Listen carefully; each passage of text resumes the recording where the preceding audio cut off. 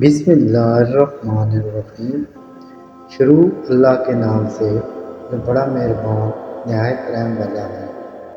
طوفان نوح گزر جانے کے بعد جب حضرت نوح علیہ السلام کی کشتی جودھی پہاڑ پر پہنچ کر ٹھہر گئی تو حضرت نوح علیہ السلام نے روح زمین کی خبر لینے کے لیے کبوتر کو بھیجا۔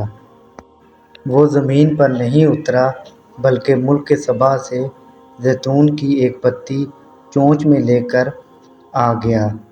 آپ نے فرمایا، تم واپس جاؤ اور روح زمین کی خبر لے کر آؤ۔ اور کبوتر دوبارہ روانہ ہوا اور مکہ مکرمہ میں حرم کعبہ کی زمین پر اترا اور دیکھ لیا کہ پانی حرم کعبہ کی زمین سے ختم ہو چکا ہے اور سرخ رنگ کی مٹی ظاہر ہو چکی ہے۔ کبوتر کے دونوں پاؤں سرخ مٹی سے رنگین ہو گئے اور وہ اسی حالت میں واپس حضرت نوح علیہ السلام کے پاس آیا اور عرض کی، اے پیغمبر خدا، آپ میرے گلے میں ایک خوبصورت توق عطا فرمائیں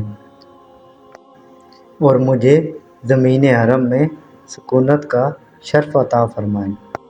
چنانچہ حضرت نوح علیہ السلام نے کبوتر کے سر پر دست شفقت پھیرا اور کبوتر کے لیے دعا فرمائی کہ اس کے گلے میں خوبصورت ڈاری کا ہار پڑا رہے اور اس کے پاؤں سرخ ہو جائیں اور اس کی نسل میں خیر و برکت رہے اور اس کو زمین حرم میں سکونت کا شرف حاصل ہو اور اس کو زمین حرم میں سکونت کا شرف حاصل ہو۔